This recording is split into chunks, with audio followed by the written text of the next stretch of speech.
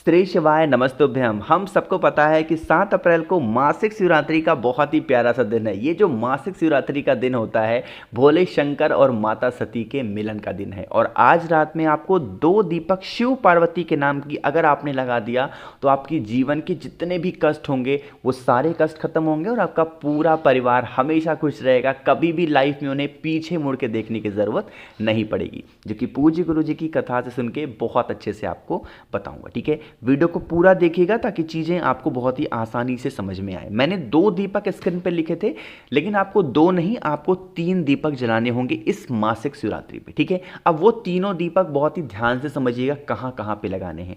3 के तीनों दीपक आपको इस तरीके से मिट्टी वाले लेने हैं, है ना। मिट्टी के दीपक ले लिए। अब क्या करोगे, 3 जगह लगाना है और 3 तरीके से लगाना है। सबसे पहला जो दीपक आपको लगाना होगा भोले शंकर के शिवलिंग के पास में। चाहे आप अपने घर पे लगाना चाहो घर पे लगाओ, मंदिर में लगाना चाहो मंदिर में लगाओ, लेकिन मासिक शिवरात्रि पे शाम के टाइम पे प्रदोष काल में, सुबह नहीं लगाना है, शाम के टाइम पे प्रदोष काल में उसी मिट्टी के दीपक में आपको गोल बत्ती का दिया घी का लगाना होगा, भोले शंकर के नाम का, महादेव के नाम का। पहला दीपक आपको यहां लगाना। ठीक है, दूसरा दीपक, हम सबको पता है कि माँ पार्वती, माँ शक्ति कहाँ पे विराजमान होती हैं, बेल पेड़ के नीचे। अरे होती हैं कि नहीं होती हैं, तो जो आपको दूसरा दीपक लगाना होगा बेल पेड़ के नीचे लगाओगे। घी का दिया लंबी बत्ती का इस बार लगाना। कौन सी लगाओगे, घी का दिया लंबी बत्ती का लगाओगे। लंबी बत्ती का माता सती के नाम का लगाएंगे, माँ पार्वती के नाम का लगाएंगे। तो पहला दीपक भोले शंकर के नाम का लगा दिया, दूसरा दीपक माता पार्वती के नाम का लगा दिया। 2 तो हो गए। अब मासिक शिवरात्रि पे नियम थोड़ा सा चेंज होता है। तीसरा दीपक भी हमें लगाना होता है, जो हमारे घर का मेन गेट होता है। उसी मेन गेट पर आपको फिर से एक दीपक को लगाना होगा और घी का दिया लंबी बत्ती का फिर से लगाना है। और जब यहां पे अब आप तीसरा दीपक लगाओगे तो मां लक्ष्मी के नाम का लगाएंगे, जिससे हमारे घर में अगर किसी भी कारण से मां लक्ष्मी की जो आगमन है वो रुक गई है या फिर मां लक्ष्मी हमारे घर से रूठ गई हैं, आ नहीं रही हैं, तो मासिक शिवरात्रि पे अगर ये 3 जगह पे आपने दीपक लगा दिया, पहला भोले शंकर के नाम का, दूसरा माता सती के नाम का और तीसरा माँ लक्ष्मी के नाम का अपने घर के मेन गेट पे, तो इससे माँ लक्ष्मी की आवक हमारे घर में स्टार्ट हो जाती है और धन संपदा की जो भी प्रॉब्लम होती है वो सारी समस्याएं हमारी खत्म ज़रूर होती हैं। ठीक है, तो करिएगा ज़रूर। तो यहाँ पे हम लोगों ने पहले उपाय की बात कर ली है।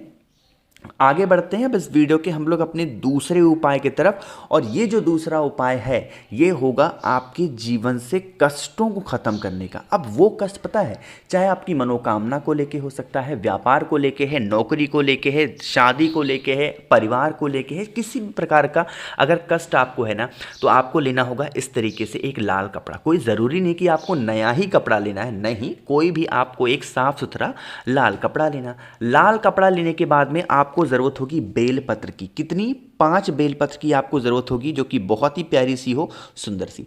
अब इन 5 की 5 बेलपत्र को आपके पास में ये जो लाल कपड़ा है इसके ऊपर आपको रख देना। ठीक है, रख दिया। इसकी एक छोटी सी पोटली बनाना। क्या बनाओगे, छोटी सी पोटली बनाना। बनाने के बाद में सबसे पहले उस पोटली को लेके आपके घर में जितने भी कमरे होंगे उन सभी रूम में, उन सभी कमरों में जाकर के एक बार घूम लेना, माता सती और भोले शंकर का नाम लेके।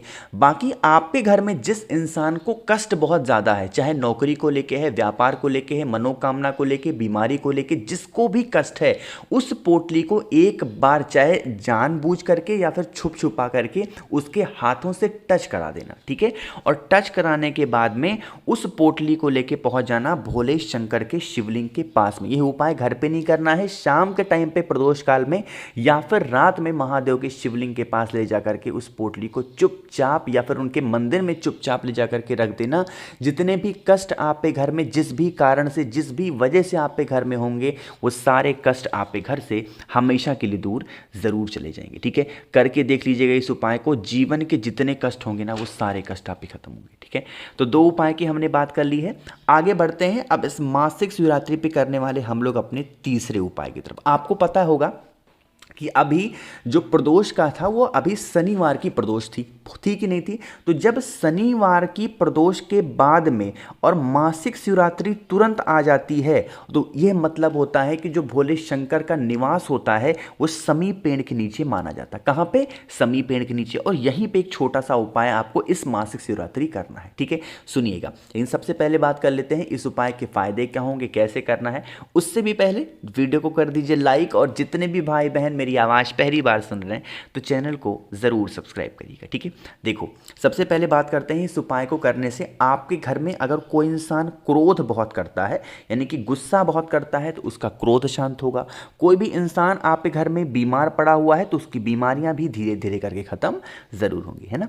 साथ ही साथ स्क्रीन पे आपको जो समी के पत्ते दिख रहे हैं, कोई भी एक समी का पत्ता लेंगे, छोटा ले लो बड़ा ले लो, कोई सा भी एक समी का पत्ता लेना है ना। समी के पत्ते के साथ में आपको सुगंधित चीज लेनी होगी, चाहे तो केसर ले सकते हो या फिर आपके घर में अगर इत्र पड़ा हुआ है तो इत्र का भी इस्तेमाल आप कर सकते हैं, ठीक है। दोनों में से कुछ भी लेना और एक तांबे का लोटा लेना। उस तांबे के लोटे में जल भर लेना। जल आपका अपने घर का होना चाहिए।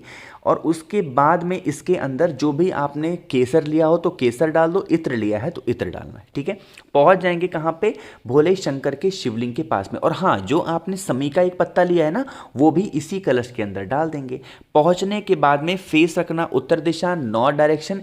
एक नाम यहाँ पर मैं लिख रहा हूँ, उस नाम को सभी लोगों को नोट करना है और वो नाम है अवधूतेश्वर महादेव। महादेव का एक रूप है, अवतार है अवधूत अवतार। तो अवधूतेश्वर महादेव के नाम से एक लोटा जल भोले शंकर के शिवलिंग के ऊपर समर्पित कर, जो जल बताया ना समर्पित करेंगे। जल बहता हुआ जलाधारी से नीचे गिरेगा। इस जल को थोड़ा सा यहाँ पे रोक लेना है ना। रोकने के बाद में आप इस जल को उठाना, आपके घर में जितने भी रूम हो, जितने भी कमरे हों, उन सभी कमरों में ले जाकर के उस जल का छिड़काव अवधूतेश्वर महादेव के नाम से कर देना। जो भी इंसान क्रोध करता होगा घर में, जो भी इंसान बरसों से बीमार पड़ा है आपके घर में, उस इंसान की जो भी बीमारियां होंगी, जो भी कष्ट होंगे, जो भी तकलीफें होंगी, वो सारी कष्ट सारी तकलीफें दूर जरूर हो जाएंगी, ठीक है। करके देखिएगा। इससे प्यारा उपाय, इससे प्यारा दिन आपको नहीं मिलेगा इस उपाय को करने के लिए, ठीक है। चलो, तो 3 हो गए हैं। एक सबसे आखिरी और बहुत ही छोटे से उपाय की बात करते हैं, जो कि चौथा उपाय है।